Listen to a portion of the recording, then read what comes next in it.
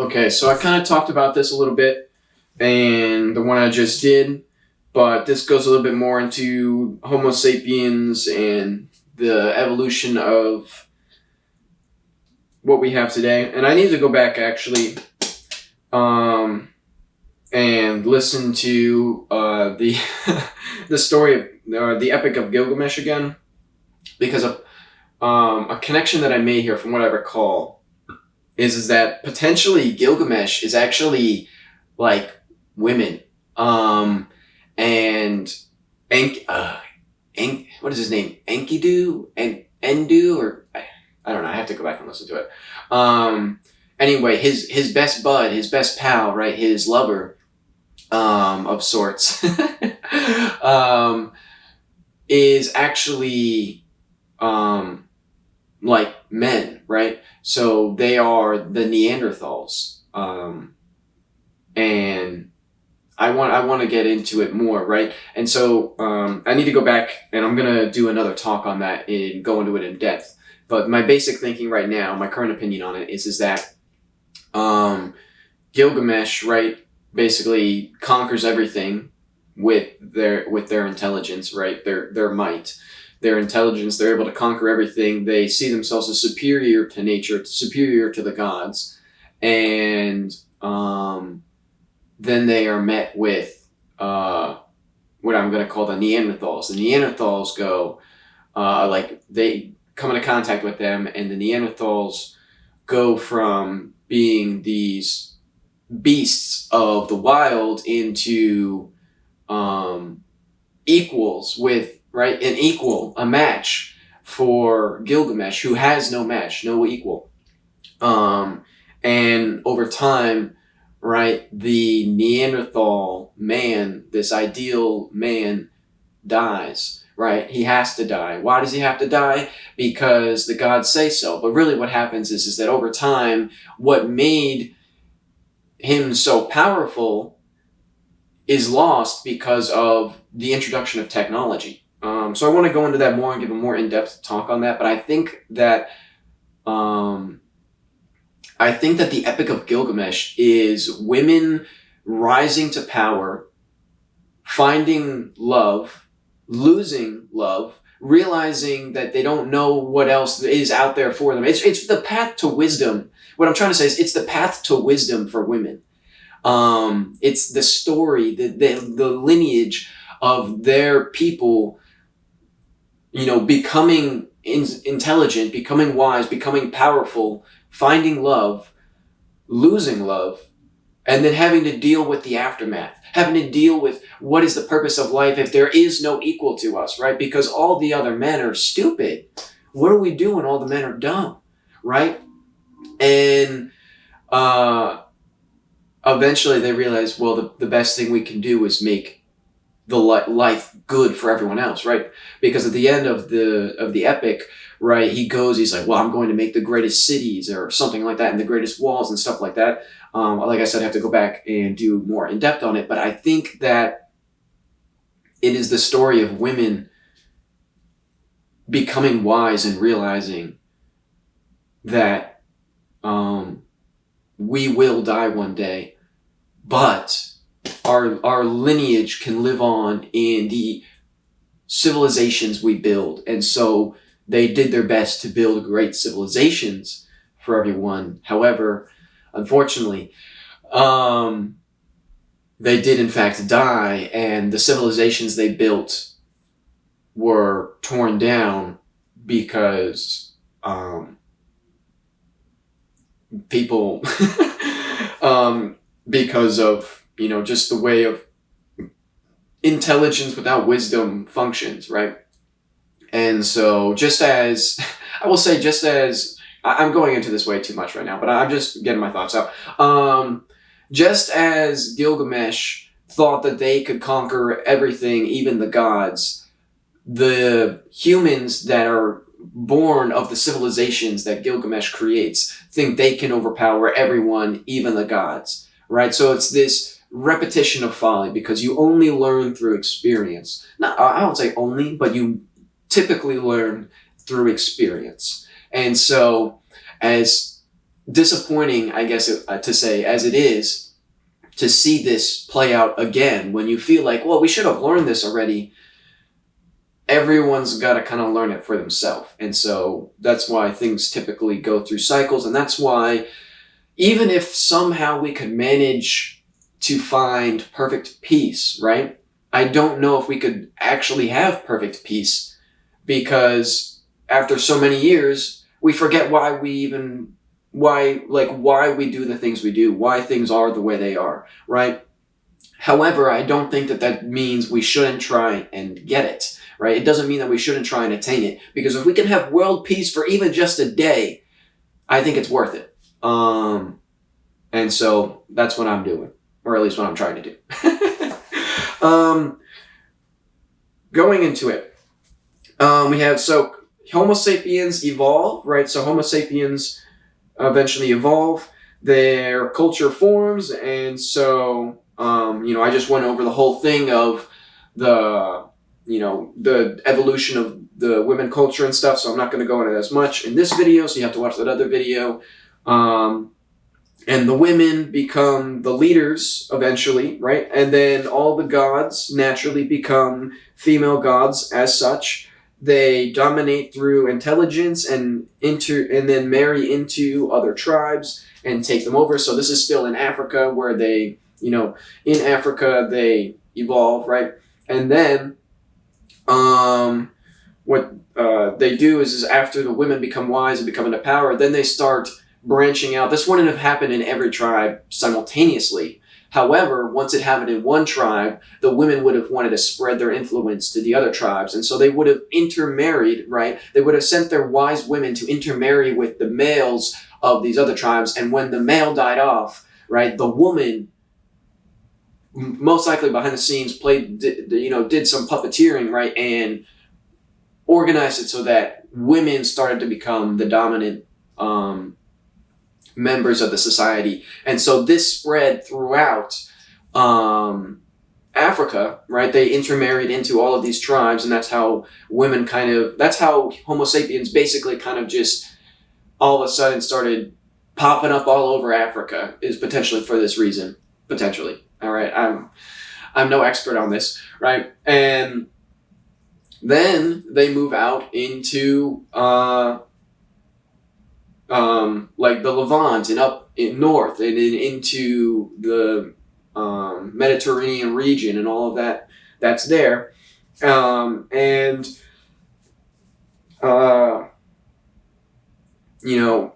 After they are united, they begin to venture out and explore the world to learn more. Eventually, they move out of Africa into the Levant and meet the Neanderthals.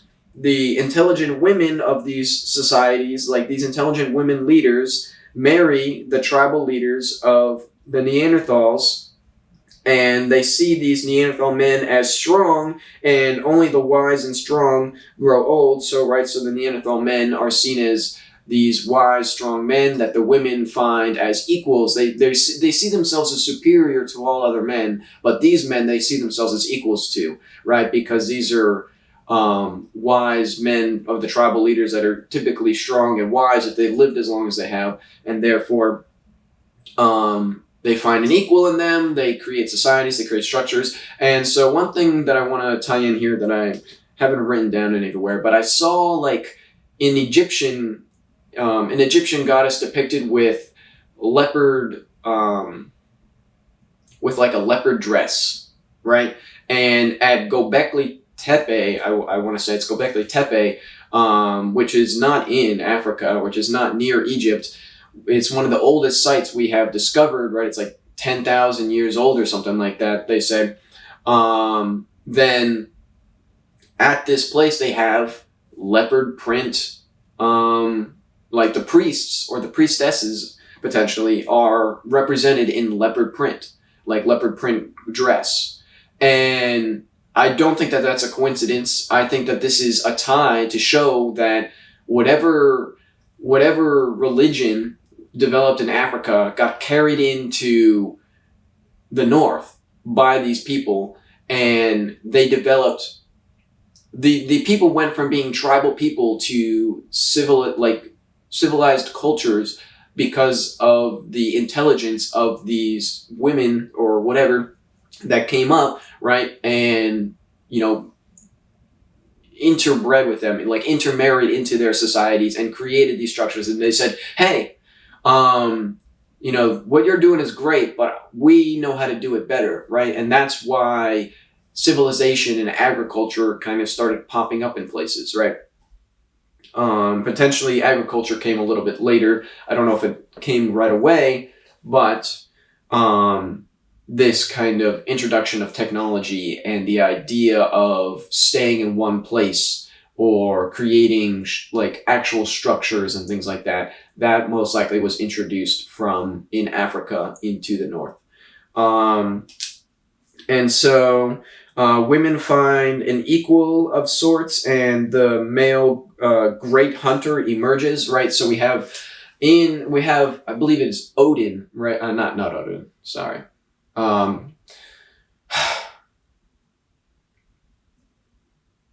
it. Orion. That's it. We have Orion. And so Orion is the great hunter in the sky, right? And potentially this great hunter was potentially this myth, right? Or it kind of stems from the wise male leaders of these tribes, right? They were the great hunters. They were these wise men. And so I found somewhere someone mentioned, I have to look into it more. I think it might have been in Etruscans, that in early depictions of Artemis, she has a companion known as the Great Hunter, but that slowly disappeared over time, right? And potentially that was Artemis, and the Great Hunter were, basically Gilgamesh and I want to say it's Enkidu. I don't know if that's actually his name or not. And the two of that was their pair, right? They were a pair, but over time the superior man kind of fell away, right? And then there was no equal anymore, and that got lost, and now it was a main focus on just the female, right? Just the female. And then potentially they reintroduced the male again as Apollo when they overtook this civilization and they rebelled against them, potentially.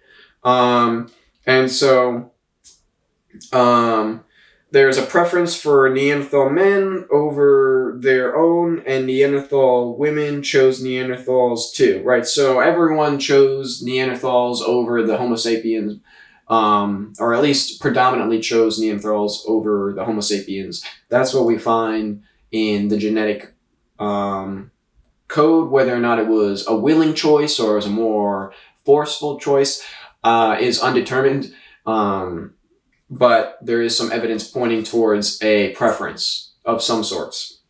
So then we have the Homo sapien men were probably seen as basically wimps and weren't worth much. We see this preference in a lot of women today. A lot of men are like, you gotta be a manly man, right? And a lot of women say that they want a real man, right? I want a real man. And what does that mean?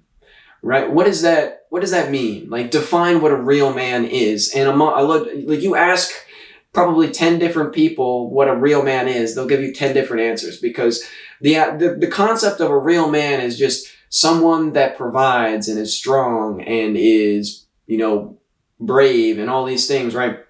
And is capable.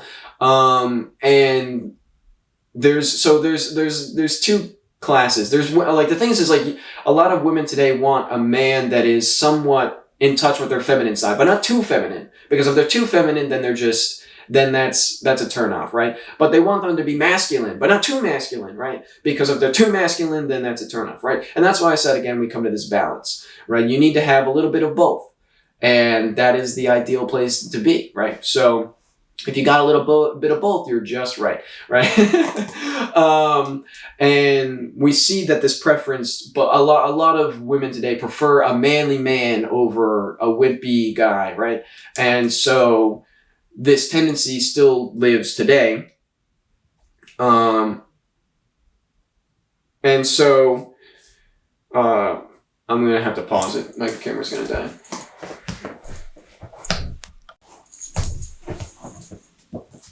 All right, and so, the women find the great hunters. The great hunter emerges. Then eventually, after they introduce technology, the wise men no longer are needed and die off. Right. So what happens is that they move in. They meet these Neanderthal men. They're like, "Wow, you're so wise and everything." Right. But the problem is they're wise because they've lived long lives. They've lived long and hard lives. Right, with struggle. And they've survived it. And so because of that, they have wisdom and they're intelligent and they're capable. However, when you bring in technology, technology replaces all of that struggle, all that need for all that potential experience, right? There's without danger, right? Without the need to get into danger, there's no need to learn from your mistakes. There's no threat. There's no survival bias, right? And so over time, the introduction of technology into these societies kills off the wise man, right? Because it's no longer needed. There's no opportunity for that to take place because technology has replaced all of the struggles of the society. And over time, that leads to, while the society flourishes and is more prosperous, the people in, I would say, a certain sense also suffer because we can see it today with things like with technology, right? So with the internet in the palm of your hands, we should be more intelligent and more connected than ever. However, a lot of people seem to be dumber, right? And this is just a very interesting thing that comes to be. But the reason why is because when everything you could ever learn is at the palm of your hands, there is less incentive for you to learn it. I don't need to learn it. It's right there, right? And so it's the same thing with AI is now kind of becoming a thing. It's like, I don't need to write it. AI can do it. I don't need to read it. AI can do it. But when you have AI do everything for you, yes, it's faster, it's more efficient, it's better for, the immediate. In the long run, it will be a problem because if you don't do it, you don't learn it. And if you don't learn it, you can't do it. And if you can't do it, it becomes a problem in the future because basically you then become reliant on the technology. And when you become reliant on the technology, that's a weak point. That's a weakness. Because at this point, now you're subservient to your technology. Because again, we go back into the story of the Garden of Eden. Everything was great and things were prosperous, right? Because they had what I believe is technology and stuff for agriculture. However, when they discovered the knowledge of good and evil, this was when there was a revolt, the collapse of society. When society collapsed, the technology that was used to create such an abundance of food was lost. And without the abundance of food, basically you're back to survival. And if you don't know how to do survival, it's gonna be hard. It's gonna be a struggle, right? And a lot of people are going to die. And when so many people die and are so focused on survival, everything else goes out the door. And if everything else goes out the door, all the people that knew the stuff die. And then the generations that come after are starting from scratch, basically. They start from the beginning again. And I think this is pretty much what happened. And so, a long story short, the more you advance, it's great. But you gotta be aware of what you're losing in the process. Progress for progress's sake is not always good. And what I'm saying here is I'm not saying we shouldn't keep progressing, but I am saying that as much as we progress, we should still be capable of filling in that that void. Because if we don't know how to live without technology, then without technology, we will not be able to live. That's a problem. That's a weak point. That's a significant issue. And so going on, women are then, because of this, women end up being back on top again because they have no equals and they have no one that they see worth being with, right? And so this is when we start to get into the women dominancy again, right? And the women start to see themselves as superior and all other men are pathetic, stupid little, monkeys or something, right? They're lesser than them. They're not real humans like us. We are the superior being. They're just these lesser things, right? And because of this view towards men, it potentially then led to their demise. So civilization flourishes and they become very abundant, right? Are and also very advanced, in quotations. What exactly very advanced is, I don't know. I don't know how capable these people became. However, I will highlight just how much technology has advanced in like the past 200 years. It's absolutely insane how far technology has gone in 200 years. And therefore, I do not think it is out of the question for this civilization to become at least advanced enough to understand basic chemistry, basic combustion engines and mechanics. I do not think that is outside the question. However, I have no evidence to really prove this, like no physical evidence. There's a lot of potential ways you could interpret text and kind of decipher this meaning, but I don't have any physical evidence of this really, other than the, what's it called? The something with an A device that they found in the water, right? It's got these really complex gear system, right? And that technology didn't reemerge for another like 1,000 years. I have a video on that somewhere I'm going to do. Archimedes device or something. That's probably not it. But the fact that technology existed and then was lost for 1,000 years is exactly my point. The fact that they could make such precision gearing for such, at that time is proof to me that they could have had, and the fact that that's the only real thing of, like, the only evidence that we've found of such things other than inventions is evidence to me that we could have had some significantly advanced technology that has been lost to time. And so I do not think it's out of the question for them to be advanced. Not as advanced as us necessarily, not using cell phones and, all of the like computer screens and technology and stuff like that. Not necessarily that far. However, I do not think it's out of the question to have some understanding of mechanics and chemistry and biology and things along those lines. I do not think that's outside the question. And therefore, so this civilization became what I will call very advanced. And they did work to colonize and civilize the people. And this is, so basically they then, after becoming advanced with up in the north where they met up with these people would have moved out, right? They would have done their thing, right? And then potentially upon realizing, basically upon coming wise, because they found love and they realized, and then they lost it basically. Upon this kind of cycle, they realized the only thing left for me to focus on is learning and bettering the world, right? So then they put a hard focus on the sciences, as I'll say, right?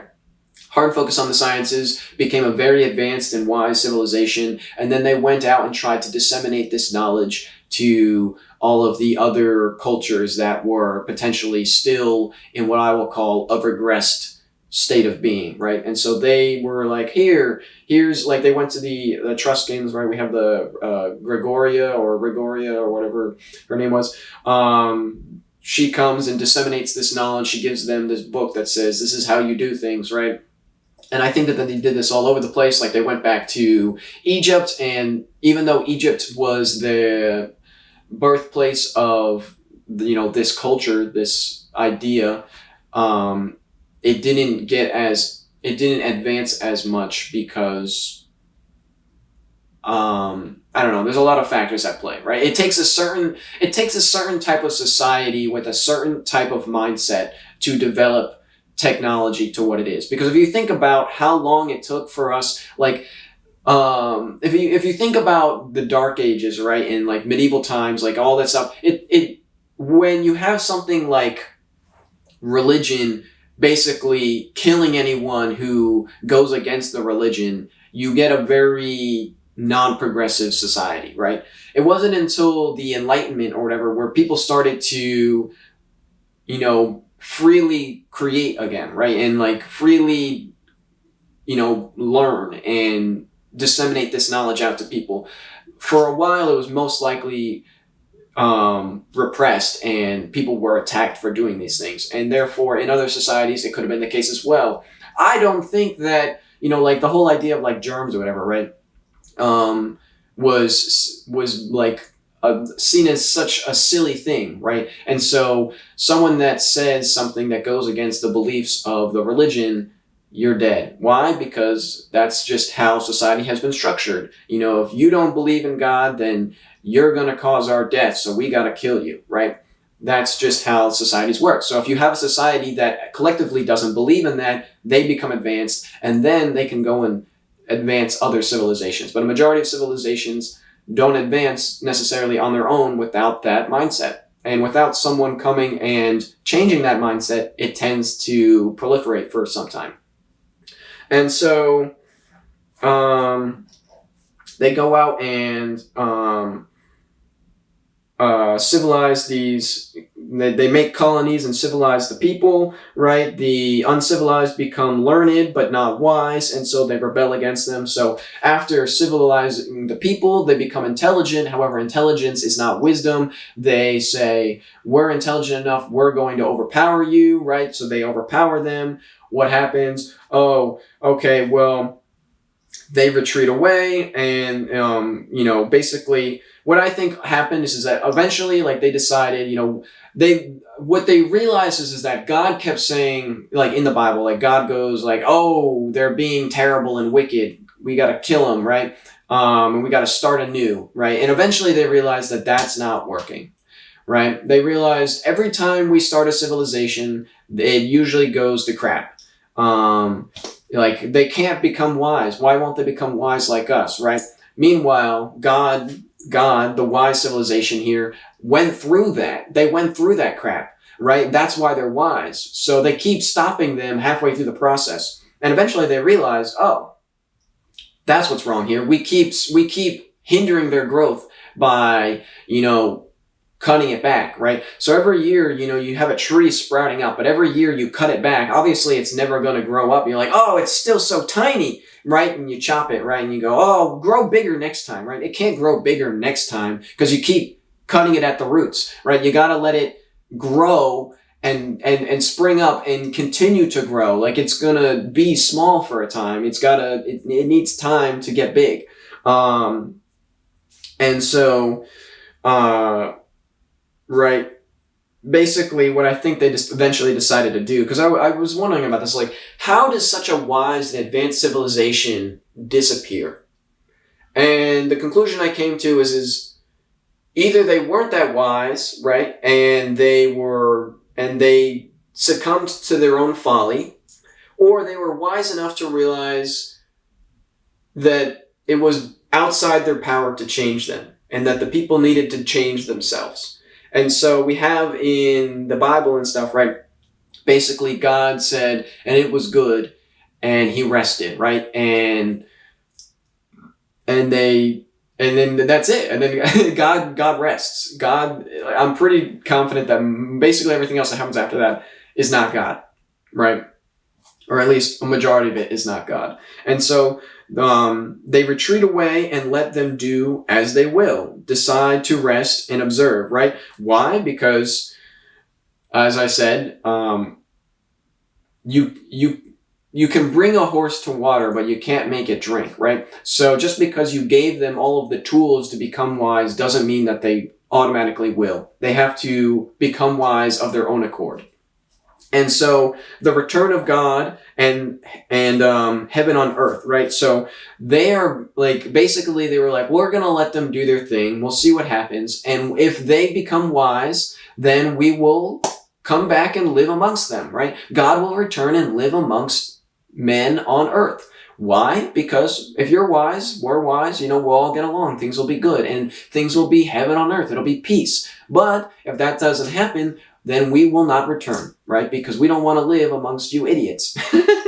And to me, this is the way of the Tao, right? This is the way. And I think that the way is basically the backbone of most religions, but has been distorted heavily in a lot of ways. And, you can disagree with me on that, and that's fine. But I do think that a majority of religious teaching has its origins in basically following the way. And so, yeah, I mean, basically, we have to make heaven on earth, and God may send someone to try and steer us on the right path, but at the end of the day, we have to be the ones to create heaven on earth. And God is not going to come back and live with us on earth unless it's heaven. And, it's up to us whether or not it ever becomes that. And so, yeah, I think that's all on that one. So, peace out.